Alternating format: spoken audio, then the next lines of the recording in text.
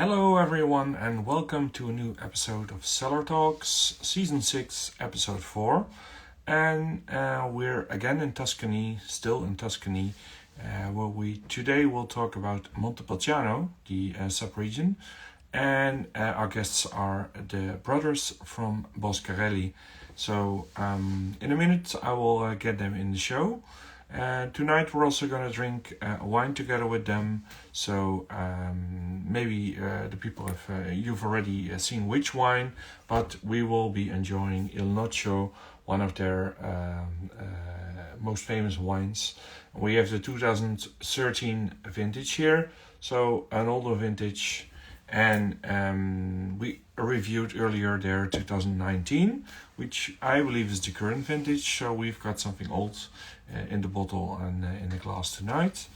And now we just wait for Luca and Nicolo Ferrari, who are the brothers and owners of Boscarelli. So in the meanwhile, if you're enjoying a glass of wine, let us know what you're drinking in the chat. And if you have any questions during the show, feel free to drop them in the chat. We will try to answer them as much as we can. Probably we will do it at the end of the show, and we'll be having a chat for about 1 hour with them, and that I think concludes our introduction. So while we are waiting, after this episode, we still have one more episode left covering Tuscany, which will be with Poggio al Tesoro in Bulgaria. And we're going to have a short break, so we will be back for that on the 15th of December. So that's the last episode in the Tuscany series. So let's see if we can get Boscarelli in.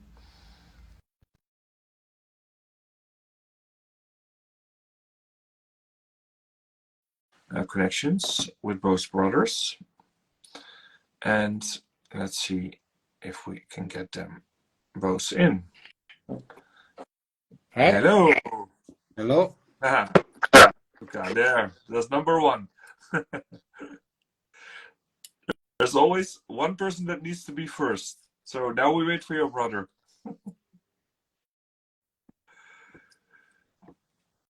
As I already explained to the people, I've already got the wine opened up. So later we will be enjoying that. I don't know if you managed to find a bottle of Il Nocio yourself. Oh, I don't have the audio, so I don't know if it's the microphone on your end, but let's check if I can get the audio in as well. I do. Now I think I can hear you. Let's see. Yes. I had a little bit of sound earlier, so maybe it was just an adjustment in the... Yeah, I think it's better now. Let's just see how this goes. In the meanwhile, I'm looking to see if Nicolo he's not watching yet, so we'll wait a minute for him to join as well.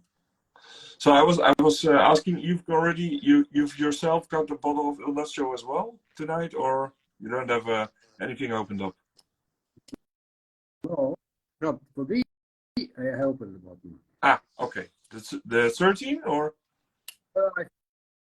Did you already taste it? No.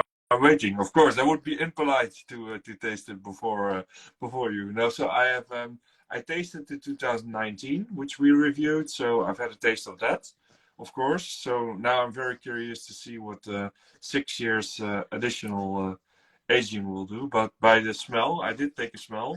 I can already tell there's some really good development on the wine. So very curious about it. But for you, maybe it's also something to try. I mean, every once in a while, you need to obviously open a bottle to see how it goes, right? Taste old vintage. We have also this morning taste some other old vintage, the 10 and the 15, and enjoy to share the impression of our wines with some years of aging, and it's interesting to see. Yeah. No, I'm very happy that you were able to share a bottle of an older vintage, because obviously when we review the wines, a lot of times we get the latest and the newest vintage, and it's always difficult to predict what it will do over time. So it's good to do it. We taste this wine that, of course, the Nocio, because come from a single vineyards, is really evident, different edition, because it carries the character of each single vintage. Yeah. I still have a problem with the audio, so I don't know if it's something with the microphone or a connection, but we can still try to adjust it a little bit while we're still waiting for Nicolo as well. If I turn this, I don't know. I think it's better. It's better this? Yeah, I think it's better. Okay, so I will take the phone. Because yeah, I think that's the microphone is under the table. Maybe it doesn't work. Does it work better now? Yeah, this works better. Yeah. Let's keep it like this if it's possible. Yeah, good. So now we're waiting for your brother. You're always the first one. Did you see it? Sorry. Do you see it? No. I don't see him yet. Let me double check. I see your mother. She's watching, but I don't see him yet. Oh, we can invite my mother. Yeah, it's possible. She works every day for the winery, so it's she has the history and she knows everything. So we can do that. I'm not sure if Nicolo is offended if we do this, but why not? For me, it's okay.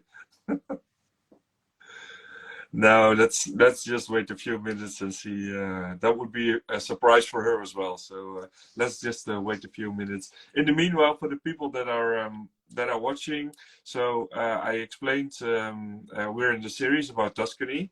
So after today, we still have one more episode left. And last week we had Paolo De Marchi for Isola Lena and Chianti, who you guys know very well. You know each other quite well. So of course we have a question which we're going to ask at the end of the show, but you gave it some time to think about it, huh? Yeah, sure. Very Absolutely. Yeah. We are ready. So I hope I can get the recording fixed as I normally always can, so that we can watch this back. Because last week we had a problem, I explained to you, but not to the people, that we had a problem with the recording. So that never really happens, but it has to happen one time for a first time. So let's see if how it goes today, but it should not be a problem. And then he can watch the interview back as well, Paolo, if he has no time to watch tonight, and then he can look for the answer in his question. Absolutely. Okay, let's maybe we just start. Yeah, maybe I can start to tell some about history and why we produce wine. I see Nick. Oh, you see, you tell him he starts, and then he comes in the chat. So I'm going to try to connect him. Just let's do that for a minute. Yeah, Nicolo.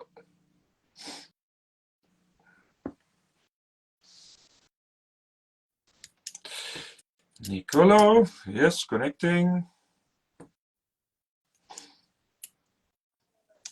Yes, there he is. Unmistakable. Can you hear us? I don't hear nothing. We hear you, so I hope it's a problem. Okay. So now we have to wait until you hear us. No microphone. We can hear you.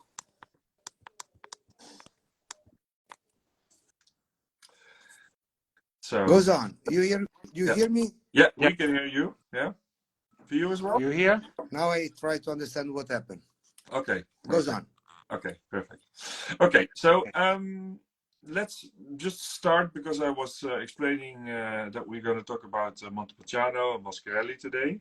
Maybe we start a little bit with the history of Boscarelli first, and then we will eventually end up in Montepulciano anyway, because there's no way to get around this.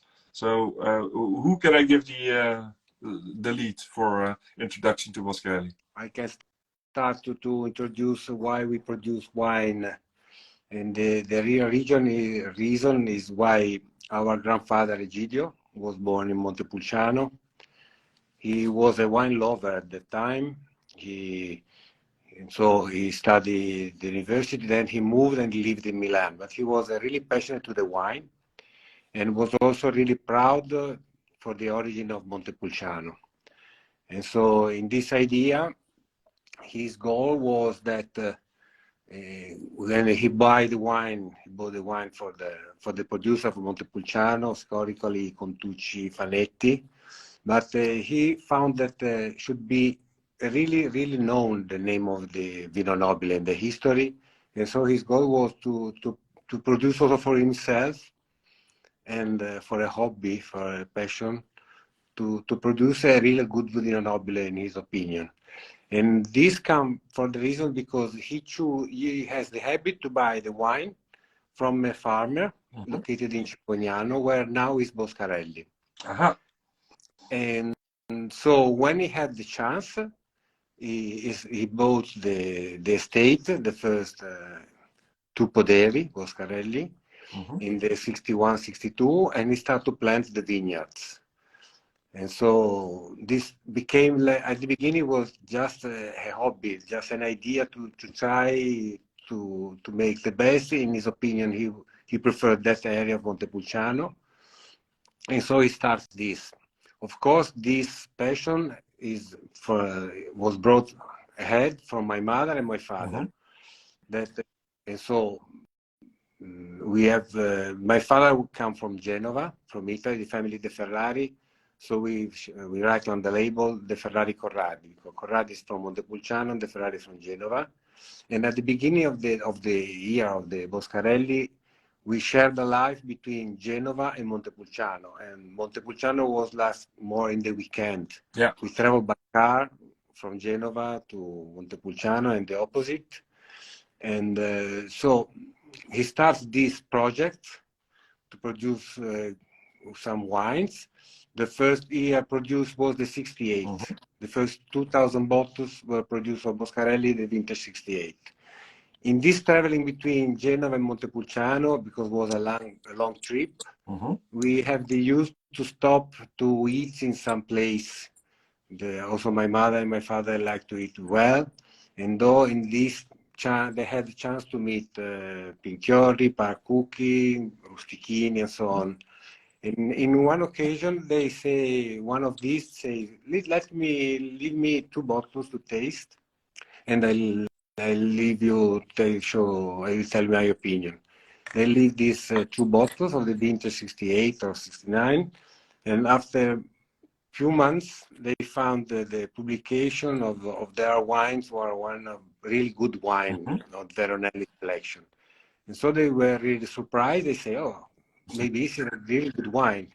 And so they feel they obliged to invest, to promote, and to make better things. So they finally planted the first 9 hectares. And from this, we keep this passion from that chance at the end of the 60s till now with my brother Nicolo. So it started with the passion. It started with the idea that it should be possible to make even a better Montepulciano wine, Vino Nobile. Yes. So, and then they were surprised by the early success that they already had. So from this, they started to plant this 10 hectares. With the success of this, we have found good importers in the world. We start to export in the 70s in the US, in Germany, in Switzerland, in Italy, in one of the best restaurants, in Japan, in Australia. And so step by step, we are growing, but really step by step, adding few casks every year, adding when the production was increased, and taking clear in the mind the project to express the best as possible the Prugnolo Gentile that grows in Montepulciano, with the focus on the Prugnolo Gentile. We think to have also a really good clones planted in our vineyards, because in that area of Montepulciano, we were, my father and my mother, were one of the first to replant the vineyards with the system, the actual system of plantations. And so when we have replanted with Nicolo in the 90s and the 2000, the new vineyard, we have selected the clones that were planted the 60s. Yeah. You want to continue to build on these clones Yes, and yes. replant with this. Of course, we are studying also other clones, but we have keep the old clones and replicated on new routes. So what you were saying about the export is interesting as well, because it means that when starting in the 60s, already in the 70s, the export was a big part of the company, and it keep on growing. Yeah. But for about 50 years, you're already doing. And at the end of the 70, 78, 79, they start to work in US. And so US, Germany, Austria, Switzerland, they represent a big percentage of the production. At that time, the production was 30,000 bottles of Vino Nobile. They share 50,000 of regular Vino Nobile, 15,000 of Riserva, but they went to many markets. Yeah. That's interesting, because what you see normally, it takes longer for a starting winery to do the export. So very early they started to go abroad. Were different moments in the wine. Was the for the wine was the year in which they start with Sassicaia, Tignanello. Yeah. Was the resurrection of the Italian wine. Tuscany was on the map, so all of a sudden in a different picture, not just Chianti or Sangiovese, but there was room for other appellations as well. And so in this idea, they keep to make this. And so but we keep to this life we share between Genova and Montepulciano. Nicolo and me, we have studied in Genova. We have complete the studies in Genova. And when my father passed away in the 83, this became a real work. My mother for 5-7 years was on his own to manage the estate, because we were still young. And when it's possible for me in the 88, I start to follow my first harvest. In cooperation with Maurizio Castelli, that's the enologist that came to work with us in the 83. And so from that vintage, I followed the production with him and the Mary Ferrara is our consultant, with the focus on the Sangiovese, looking to the elegance of the wine, the balance, the expression, the crispy, pure character of the Sangiovese of our area.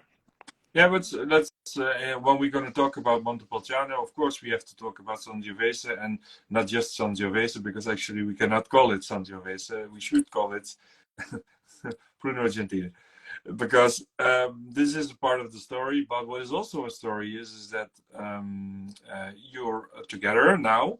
We have to give credit to your mother, who has for a few years on their own even had to work and keep the winery alive. Yes. And now she's still working with you. So before we go into introducing brother, let's also give your mother some credit, because she's still working with you. Absolutely, sure.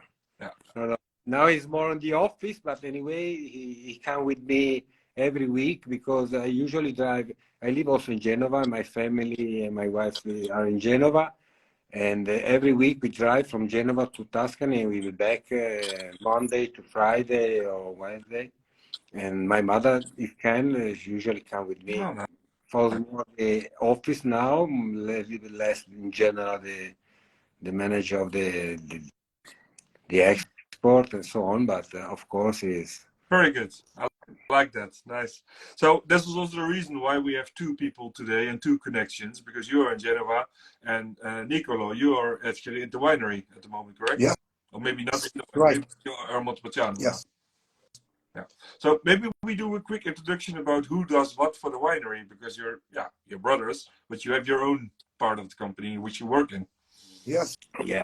I do this similar life as my brother and my mother for some years. Then in 1997, I have to follow the vineyard, and I decided to move and to remain here, because what happened during the weekend is important as during the week. Yeah. for the rain, for the condition, for everything. So was more interesting for me to remain. And so since 1997, I live in Montepulciano. Yeah, And because like you said, you focus on the vineyards, and it's yes, not possible to do this part time. You have to be there basically. no, you know, in the cellar we have to follow the moon phases as in the vineyard too. But the vineyard is more need to be here because every day could be the right day to do a work. So You need you to have be to be ready. on the place. Yeah, yeah, correct. So vineyards and also winemaking in the cellar for you. And how does it? How is it to work together as brothers? Let me ask this question first. So the I follow the vineyard, but mainly because I have not specific information about vineyard more than my brother. But uh, when we decided to replant the vineyard, our big project to reselect the Sangiovese, made the master selection to change. The second project was to increase the number of plants per hectare. Okay. Because in the 60s, the plantation, our grandfather plantation was with 3,500 plants per hectare because the project was 2 kilos, 2.5 per plant. And for the 60s was a small quantity and because it was focused on quality. Yeah. But little by little, we understand that with Sangiovese, to have the real good quality we want with that quantity was not exactly every year the same. Mm-hmm. We need good seasons. So if you want to produce so much per plant, the good production could be 4 years on 10. Okay. Then you can have 5 that medium quality. And we see that reducing the quantity per plant is much more easy to have more constant quality every So year. just constant and the quality more. Yes, the quality is higher. So when we understand that roughly 1 kilo per plant, 1.2 could be the right quantity. Mm-hmm. At the beginning, we reduce the production of the estate. And then when we decide to replant, the idea was to replant many more plants. Okay. And so it was important to reorganize the work. We have to change the old systems. We have to change the machinery. We have to change several different things. Mm-hmm. And this has been the reason because I decided to move and to remain because every day was a system to discover new ways. Yeah. To have the work faster because to have many more plants, you have to have the row are narrow. Yeah. And when a plant grows, you have to be faster to replace everything. If not, you break the vegetation. Mm-hmm. The pruning has to be more done with more accuracy because it has to remain exactly on the line. You have less space, so less place also for the mistake and so on. And this is the reason because I say, okay, I can follow the vineyard mainly. Also because my palate is not good as my brother one. Mm-hmm. So there's a difference as well. Yes, I know my limits. I understand about wines. I know which wine I like, but he has more memory, so he can work. And the work in the cellar is a huge work of memory. Yeah. You have to remember everything, People what you have, where expect how much. also for Boscarelli, like any other winery, they expect something every year. They know it's different per vintage, but still there is a signature for the winery. Yes, has to remain the same. Yeah. So our project is going on still now. We are still replanting because at the beginning, for the first years, we had made experiment and we had replanted few more hectares. Mm-hmm. But this has results also in the production. Yeah. And for example, in 91, we have to stop the production of the Reserva. Yeah. Because we have not enough old vineyards were to have the real quality for the Reserva. Yeah. And to produce again the same label of Reserva, we have to wait 20 years. Because Start again in time 2010. yeah. With the first plant replanted, we start again in 2010 to have the Reserva. But now we had, in Cervoniano, we have replanted quite everything. Just few thousand square meters are still the 60s plantation. And we like to keep also for the memory, perhaps, I because understand. Yeah. are in front of the cellar and is our memory in one sense. But for the rest, for the 60% of our estate, we had replanted 7,500 plants instead of the 3,500. So we doubled the plant on the same extension. So now we can produce the quantity we want per plant, and potentially we have the full production for the estate. So a lot of things changed. It's still changing, always changing. But if you go in the vineyards now, and you would have gone in the vineyards 20, 30 years ago, it will be very different. Very different. Very different. So then my question, how is it to work together as brothers? Because I did have in earlier interviews brothers running a winery together. And it's always interesting to see how it is to work with a brother. Who wants to answer? Never do.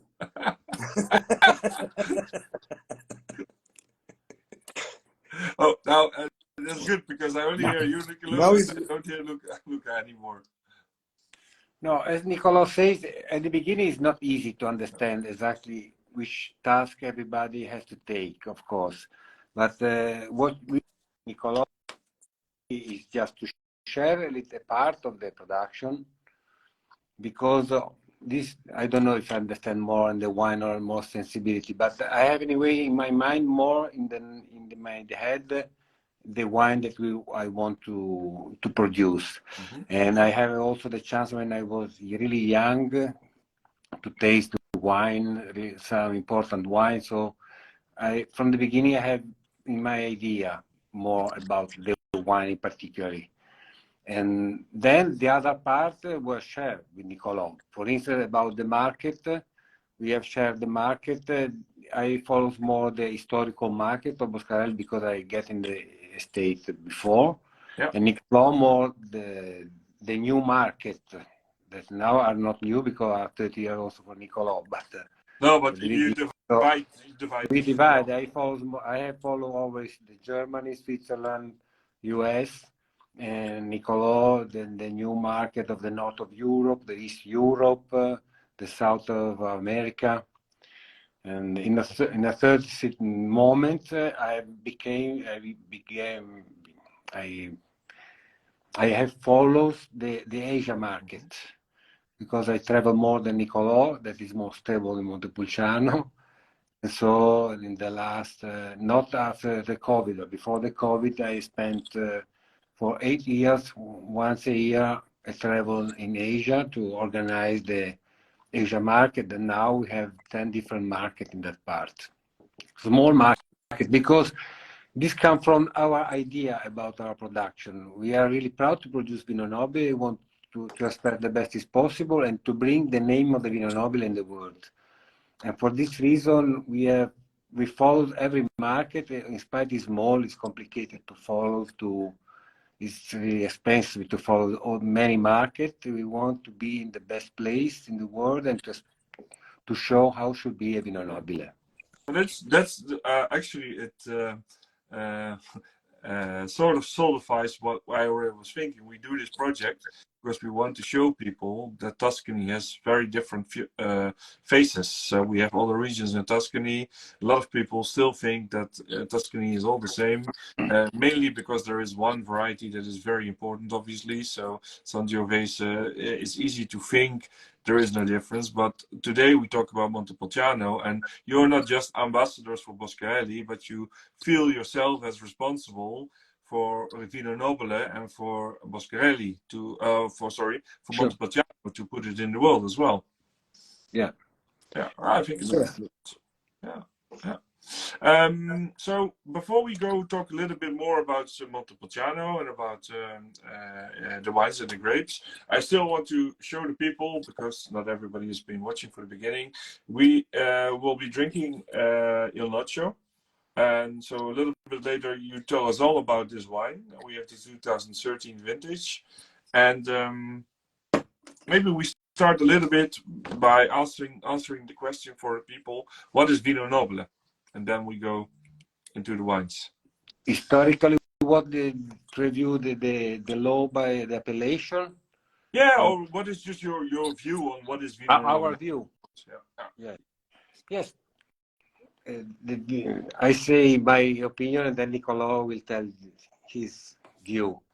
No, the Vino Nobile, of course, is represents a classic wine from Tuscany, an historical wine that has a long history, that with the new generation has a good future and projected for the future. We are making a lot of investment and represent an aspect of the Sangiovese from Tuscany. We are located in south of Tuscany. The character of the wine comes from the soil, the first, and the second from the climate we have in Montepulciano. That is a continental climate of that is mitigated from the influence of the Lake Trasimeno. So that makes the air a little more humid, with this breeze that move during the day, move the air that go up to from Lake Trasimeno up to the hill of Montepulciano. And this situation of climate makes a different kind of ripeness in the grape of Sangiovese or the Brignolo Gentile in our area, with the card that has the Vino Nobile. The Vino Nobile, the Sangiovese of the Vino Nobile is a wine with energy, really deep, powerful, with good content of acidity, a fresh fruit. And so this is what is Vino Nobile. It's an aspect of that you can compare with Chianti Classico and with Brunello, but in a different way. I don't know if you should match the instance, like you can compare with the Barbaresco and Barolo. Yeah. A different view of the same grapes, and has to show with the card that has the best is possible, express this. Yeah, but it's interesting because 2 weeks ago we obviously had Montepulciano as a region, which we discussed with the people from São Paulo, and it's really not that far. So we're talking about 40 kilometers or something like this. Montepulciano and Montepulciano, but very different wines and vineyards. Because, as you mentioned, the lake also has a big influence for you guys, which they don't have. And the soil that Nicolo should be explained better about the soil. Nicolo?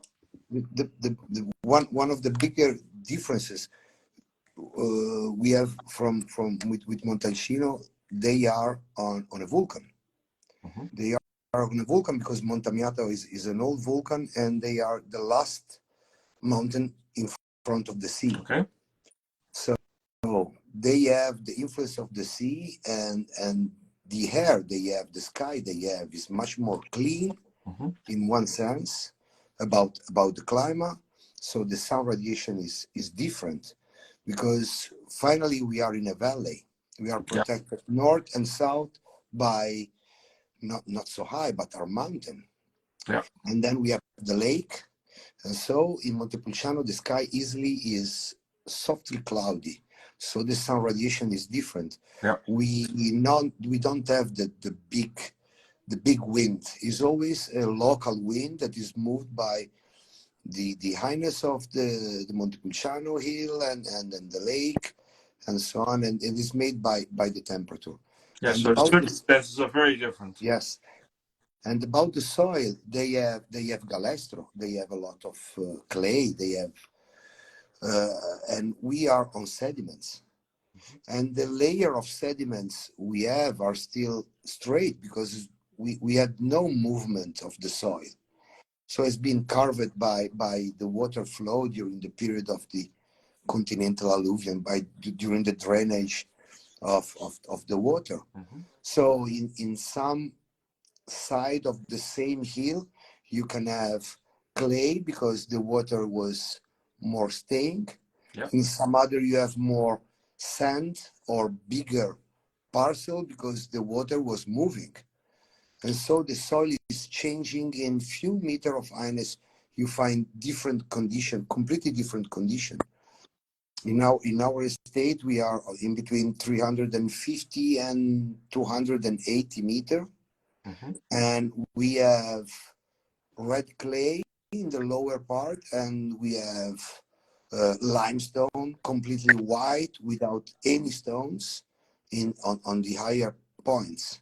So And it's the very most, yes, and everything in the middle, that is the historical estate, it changed a little bit, but we have stones, bigger or smaller, it depends by the highness, because it seems the small valley we have in our estate remain a river for centuries. So we have round stones, and then we have clay, we have sand, and everything is irony. Everything is quite red. And the soil changing in really few meters of highness. That means that 5 rows and then other 10 rows could be different. And in our work, this is our work finally in the vineyard, to select the differences. To understand the differences and use them. Yes, in order to maximize the different expression we have from the different soil with Sangiovese. Yeah. And Sangiovese is extremely sensitive on all the small changes we can have. So Then maybe good to think about Sangiovese and why you don't call it Sangiovese, because you have your own clone. So what's the story about this? Because it adapted obviously to the terroir that you guys have. So to make a long story short, so in the 80s, the old vineyard was planted with a mix for Vino Nobile. And the blend for Vino Nobile, the historical one, was with Canaiolo, with the Mammolo, the Sangiovese, several clones of Sangiovese. And then we had historically few Colorino, but there were some other things, and then some white grapes.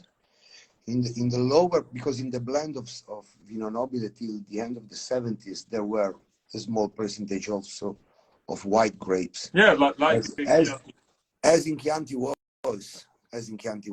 typical. So the lower part was planted with the white grapes, and the rest was a little bit mixed. So when we decide to reselect, part of the project was to separate the different varieties in order to can follow exactly the ripeness we want and the ripeness they each need for our production. And we start with a muscle selection. I don't want to be too technical, but there is a muscle selection. That means that you go in an old vineyard and you select the vines that give you the production you want, the one that is more adaptive to you. But in the same period, the research and the goal was to have a little bit more color on the wine, a little bit softer structure, smaller berries, thicker skin, a little bit more resistant than, because there were some Sangiovese that was extremely big. And so these were the criteria for your selection, which you just... So the first selection was in that direction. Then we had shared some selection with other estates too, in Chianti as in Montepulciano, and we use for a percentage of the replanted vineyard also some clonal selection. And the clonal selection are made just by professional nursery. You buy a clone because has the character that you imagine that is more adaptive for your work. So we have some of this. We have, the most part is muscle selection from our old vineyard. And then from the old vineyard, we have reselected also the Canaiolo and the Mammolo. The Colorino is been not selected in our, but selected in other, because we have not enough to make the selection on Colorino. And so I'm listening, and I'm listening back to the story with Bibi a few weeks ago, because he is also a big fan for Colorino and all these old indigenous grapes from Italy. And I'm listening, and you're still very passionate about these varieties, although you don't always have room to use them, maybe because the volume is too small. But for you, they are very important. Maybe not in Vino Nobile today anymore, but still to use. The Colorino for us is very important at the moment, and is coming to be more important because we see in our 15 years of experience, real experience with Colorino, that could split with the Merlot. Okay. Work well also in the place where we had in the past planted Merlot, because were place that was not good for Sangiovese, and where our grandfather has planted white grapes because you were knowing was not good for Sangiovese. And when they are replanted, we prefer to plant some Merlot or Cabernet or small experiment of other grapes. And we see that the Colorino works well also in the same place. And so now we are going on grafting some vineyard and some area with the Colorino, and works. But the one we are more proud and we are working more is perhaps about the varieties we have is the Mammolo. Yeah. The Mammolo that is a variety that is during the 80s and the 90s is quite disappeared, because was not interesting for the project of wine that the markets wants. So it's not rich in color, it's not full-bodied, it's not easy to grow, need long pruning.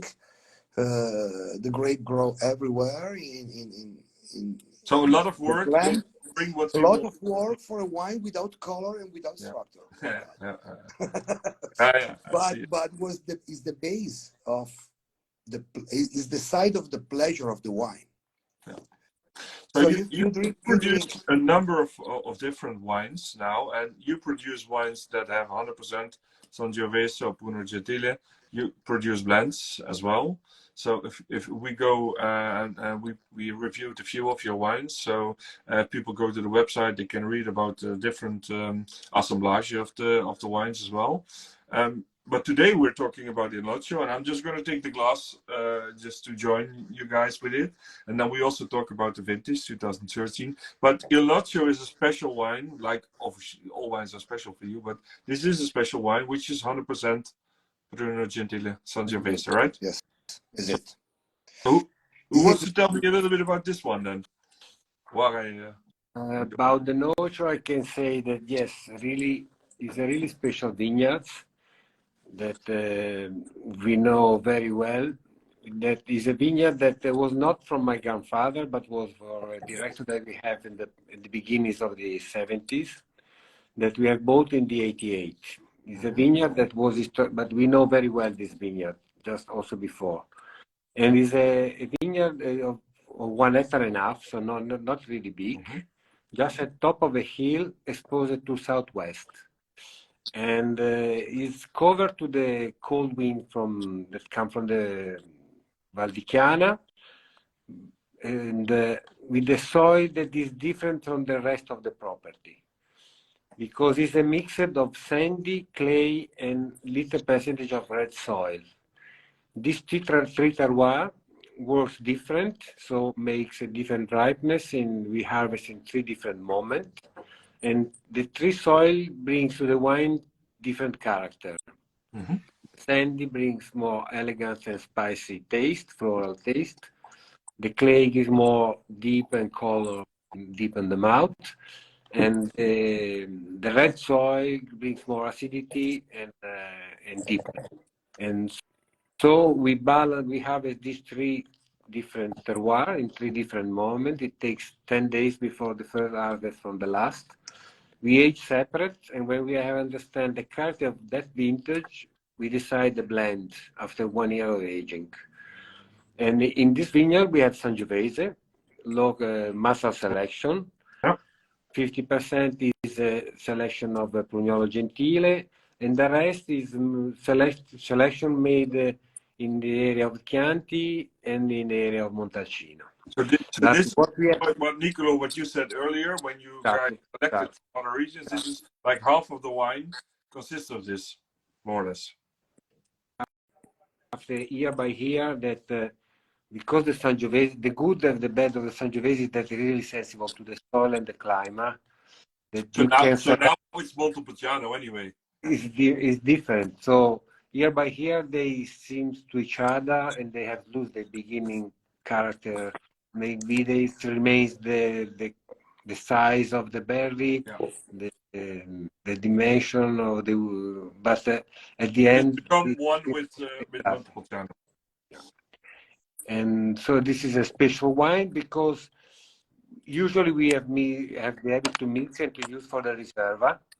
Yeah. And that come from 5-6 different parts of the vineyards. But because we have the habit to keep separate the fermentation to understand the vintage and the character of different parts of the soil, we realized that the texture of the tannins of this wine is different on the rest of the property. Mm-hmm. Is anyway it's really rich of tannins, but is a texture different, a different rhythm in the mouth, really fine tannins and really compact. And for this reason, we start to keep separate in the 91. So we have started to bottle separate in the 91, and we have keep this idea till now. So you produce it every year?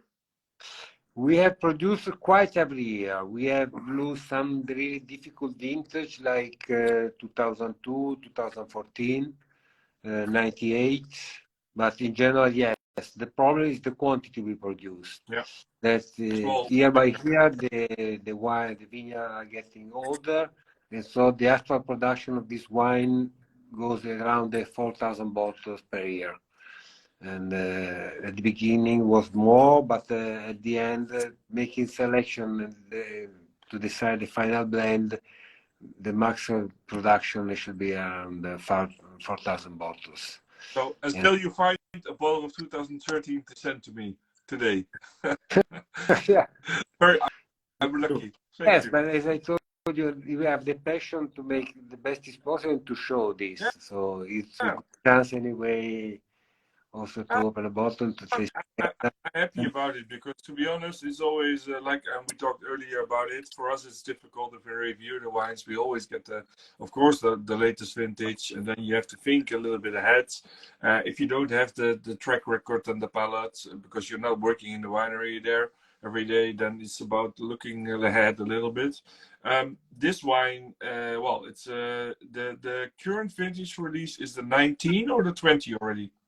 The 19. The 19 now, in the next year, we'll start with the 20. Okay, so 6 years extra bottle aging on this one now.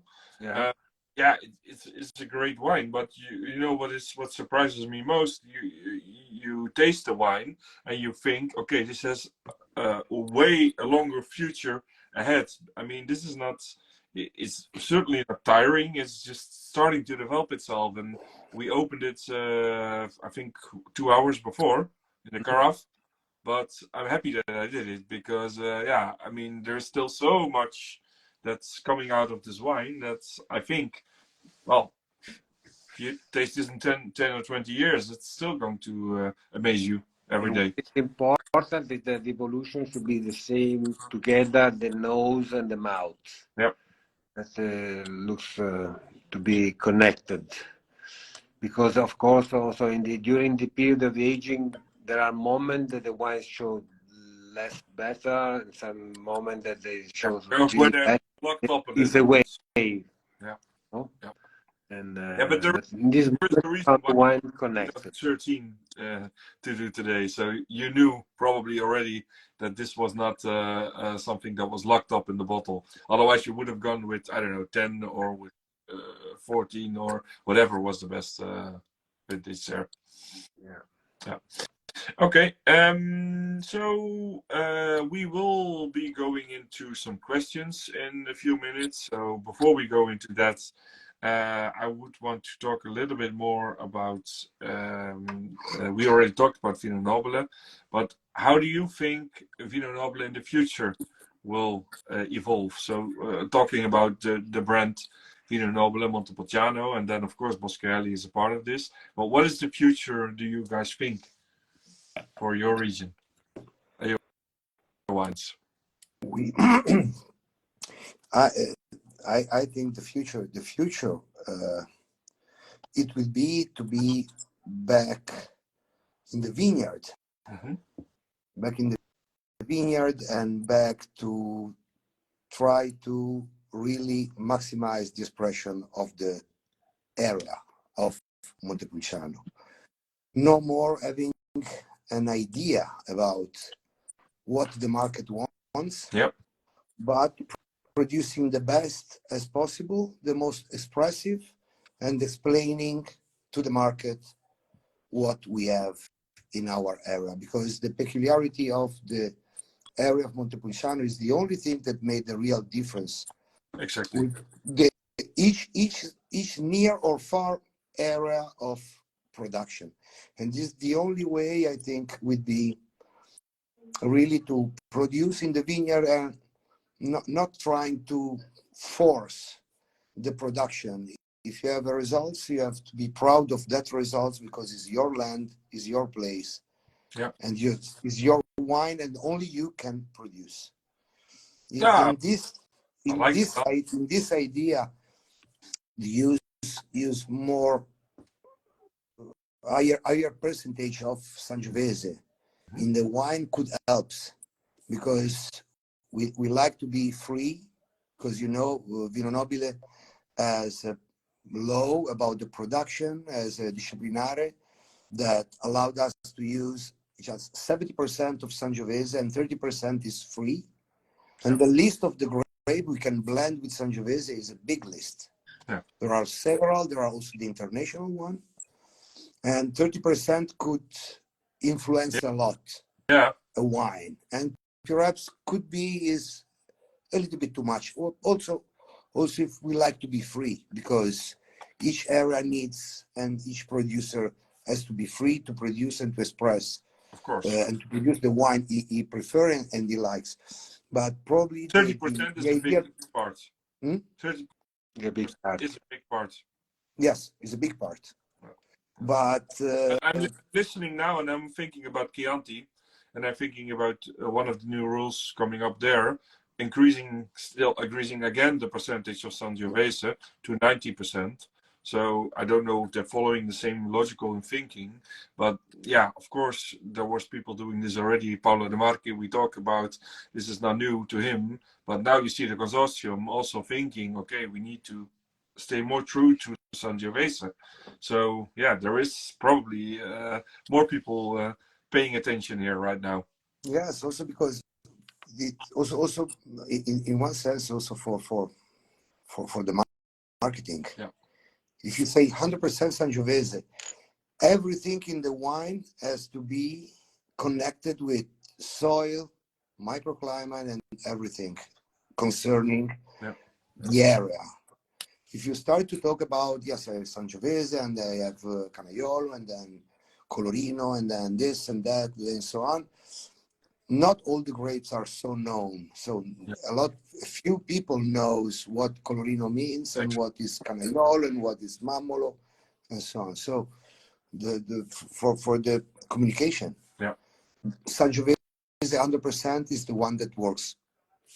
Yeah, and still you have the story about our region has a different terroir. So even though you have Sangiovese in a lot of parts of Tuscany, you have a very good motivation to explain to people why Montepulciano brings different Sangiovese than Tuscany, Chianti, or Montepulciano. So there is no problem there. But I think this is the future. It has to be the future, because is the only thing that make the total difference is our climate and our soil. The climate could be it changes, could be, but it's not important. Could change for everybody. So the soil and the climate is a connection that made the unicity of a place, and so we need the place. one grape that is so dominant in the big parts. So Sangiovese is everywhere in Tuscany. So now you see a big difference between the climate influences in Montepulciano or Chianti. It's all Yeah. Sangiovese, but they are adapted to a certain terroir. But also the climate difference is not the same in all these parts there. Yeah. Okay. We have some questions. I would like to start with the question from last week. So we just get that off of the table, because last week I talked to Paolo De Marchi, and he sold his estate 2 years ago, I think it is now. So the family estate, he's going to move out. He's still working there, but he will be not. He sold it earlier.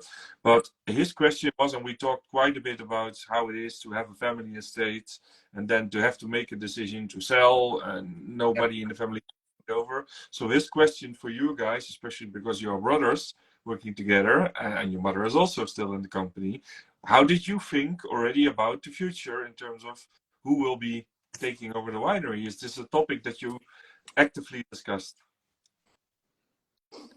Yeah, it's a problem that we have because, you know, to produce takes a lot of time.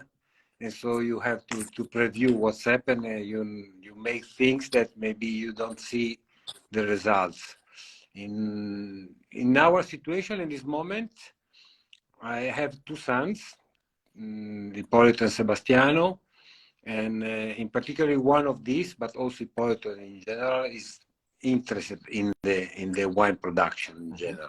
And so we are confident that, in particularly in the first step, Sebastiano, but also Ippolito, should be really involved, and they present a fourth generation for the future. And as you say, we have already in three, so to manage in four is maybe it's not easier than in two, but we are confident that this should be a guarantee for us to keep, because this is the big problem of the familiar properties. And of course is present this worry about who follows after. Yeah, it's better to discuss it now when everybody sure not waits, because Paolo says, or my father always says, this is not going to be a problem. Your brothers, your sisters, your family, you will solve it. When I'm gone, you will solve it. But the problem is, you don't know. I mean, it might happen, it might not happen. But it's better to talk about it early, if possible. No. So we are thinking about it. I don't know, Nicola, what you think on this opinion, but this is an option that we have, and we trust very, very much. But yes, it is. In one sense, is a sort of joke. I am still managing the previous passage of generation. When our father passed through, I was 13. So we had to start to present the wine when we are 17, 18. We have to go in a fair to present the wine. And we were too young to be a real producer. It was incredible. So we suffer, and we goes on trying to give the right information and waiting that somebody trusts in us. So we are still managing this at the moment. So we are still so young inside. Yeah. That at the moment. But maybe because this happened to you when you were young. Yes. You realize that it's important to think about. Exactly. Yes. So we are still managing the previous. Yeah. About the future, I think Sebastiano and Ippolito could help us, but we have to show them that the future will be not as the 50 years past. No, it's going to be. We have to show will be different. That there is something that could change, that could goes on, and we have to grow, but not just for us, but for the wine in general, for the wine market, for a lot of things. So the future is because of this. If not, we remain inside just because we want to understand, and we have to do, and we decide to do, and and finally is extremely nice lifestyle. Yeah. You live in the countryside, you're never boring because you have always something. Yeah, it's always to do. something happening. Also, Something that draws your attention. Yes, also if countryside don't offer a lot of cinemas, museum, and so on, different and entertainment. theater and so on, you never bored because you have a lot of things every day to do everything and to follow everything that But happens. if you want to go to a cinema, you can take the car and drive to Genoa. It's still possible. Yeah, no, too much fog in winter. But we are lucky. We have a lot of wine. Yeah, that's true. Yeah. Well, why would you move for something that is so beautiful and there's so much to offer already? So I understand that. Yeah. So if anybody, people that are watching, has a question, feel free to type it in the chat. So I will try to pick it up there. So while we are waiting for that, maybe I want to take the opportunity to ask you if you thought about the question for our next guest, which is going to be the last one in the series, which we will be talking to Poggio al Tesoro for Bulgaria region. So Christian, the winemaker, we are going to have a conversation with. So who wants to give him a question to think about? We share No, the question. Nicolo So should Lucas, present the question, but it's connected with also for the future and the generation, no? Nicolo, Okay. Which is the answer? Yeah, our answer is not exactly directly connected just with wine production. Yeah. So we were making the answer to the winemaker, but is a question concerning the future of the world of wine, because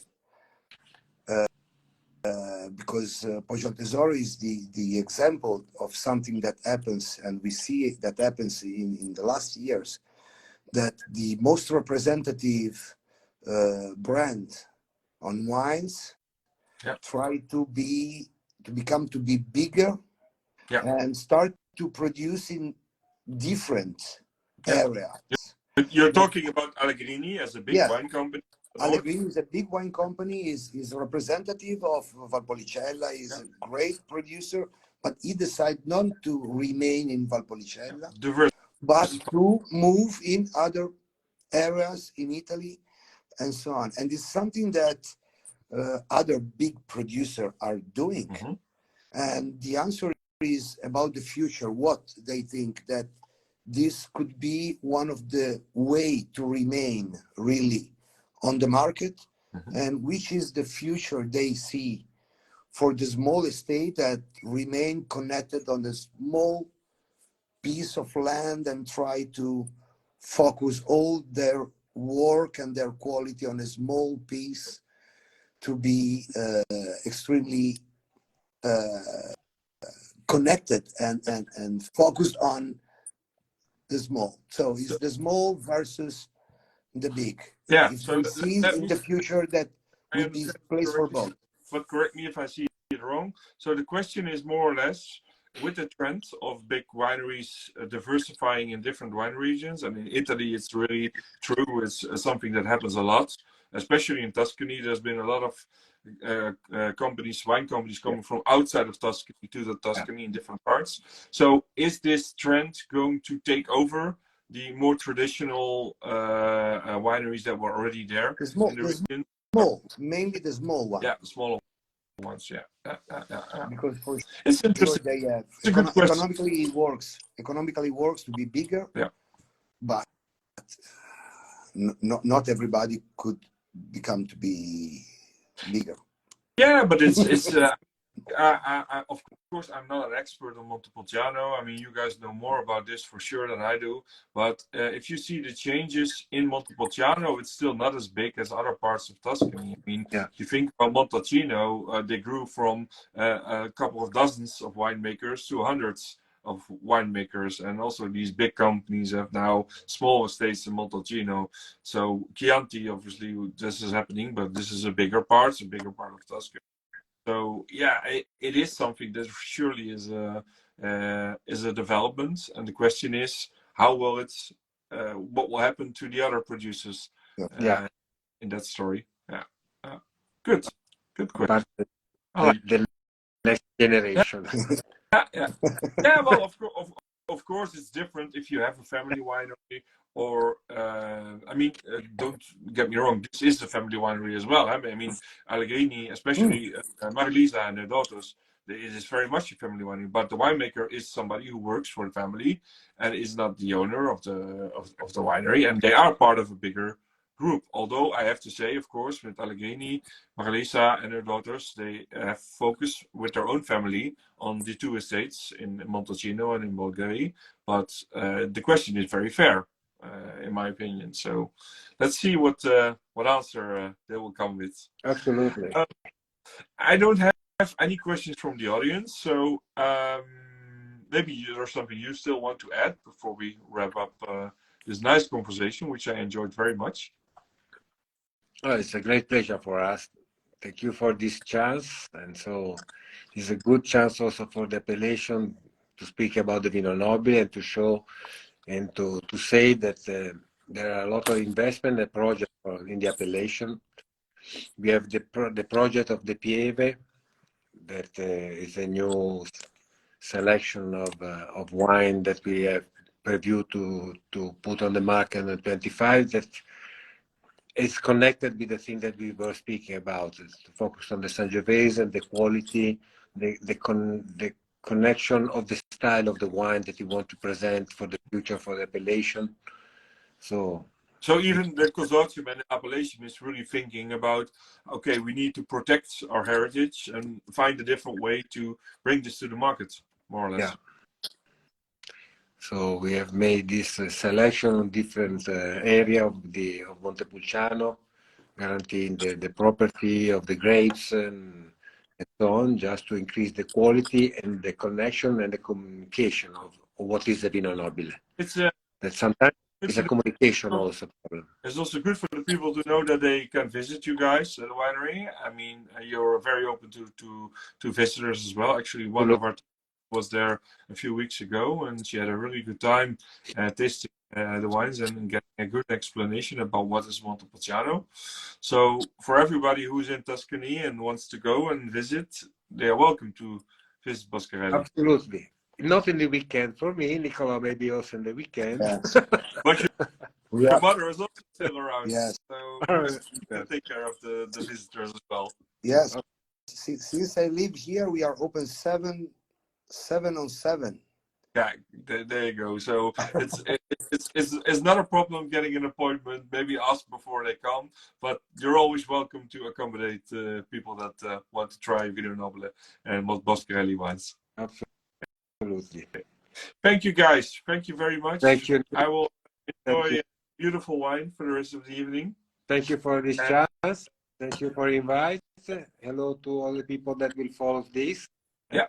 Good chance for us. Okay, I'm going to save the recording, and fingers crossed that it's going to work this time so they can watch it later as well. And we're still going to feature an article to close up this whole story about the winery. So for the people watching, there's going to be online a nice story on top of the reviews that we already did of your wines. So if they want to read back about Boscarelli and about Montepulciano, there will be more to watch and to enjoy. So thank you, both of you. Thank you to all. And have a good week. Thank you. Okay, thank you Very much. Bye-bye. Bye-bye. See you soon. Bye, everybody. Ciao. Ciao, ciao.